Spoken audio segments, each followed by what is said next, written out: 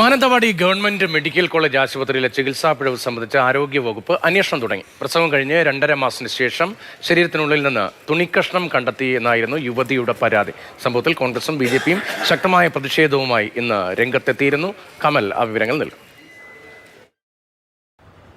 Mananthavady government medical college ആശുപത്രിയിൽ പ്രസവവുമായി ബന്ധപ്പെട്ട ഗുരുതരമായ ചികിത്സാ പിഴവുണ്ടായി എന്നാരോപിച്ച് ഇന്നലെയാണ് പാണ്ടിക്കടവ് സ്വദേശിനിയായ യുവതി രംഗത്തെത്തിയത്.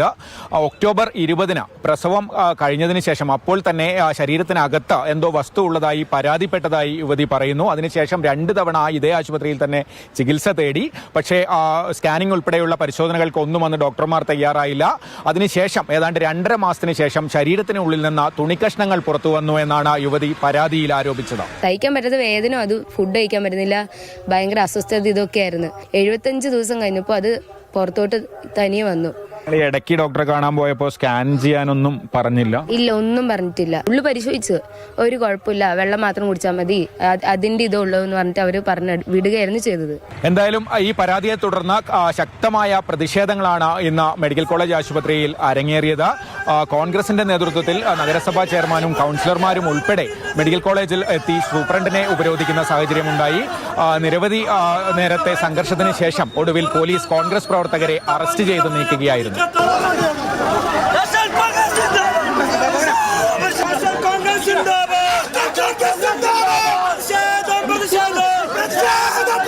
BJP പ്രവർത്തകരും DMO ഓഫീസിന് സമീപത്ത് പ്രതിഷേധവുമായി രംഗത്തെത്തി.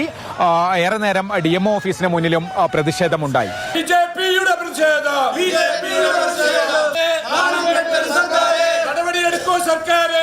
ഇതിനിടെ ഈ ആരോപണം ഉന്നയിച്ച യുവതിയും ബന്ധുക്കളും മെഡിക്കൽ കോളേജ് ആശുപത്രിയിലെത്തി ആരോഗ്യവകുപ്പ് നിയോഗിച്ച അന്വേഷണ സംഘത്തിന് മുൻപാകെ വിശദാംശങ്ങൾ മൊഴിയായി നൽകി.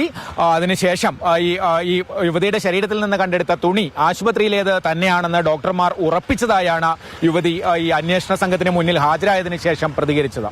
എന്താ ഇവിടെ സംഭവിച്ചെന്ന് പറഞ്ഞ് എഴുതിപ്പിച്ചിട്ട് അവര് തുണിയും കൊണ്ടുവന്നിട്ട് ആ തുണിയൊന്ന് ടെസ്റ്റ് ചെയ്തിട്ട് ഇവിടുത്തെയാണെന്ന് അവർക്ക് മനസ്സിലായി. എന്നിട്ട് അവർ വേറൊരു നടപടിയൊന്നും ഇതായിട്ടില്ല. അവർ പൊക്കോ മാത്രം പറഞ്ഞിട്ടുള്ളൂ, വേറെ ഒന്നും അവർ പറഞ്ഞിട്ടില്ല. എന്തായാലും സംഭവത്തിൽ വിശദമായ അന്വേഷണം നടത്താൻ തന്നെയാണ് ആരോഗ്യവകുപ്പ് തീരുമാനിച്ചിരിക്കുന്നത്. അന്വേഷണത്തിന്റെ വിശദാംശങ്ങൾ ഇപ്പോൾ പറയാനാകില്ല എന്നാണ് മെഡിക്കൽ കോളേജ് പ്രിൻസിപ്പൽ പ്രതികരിച്ചത്.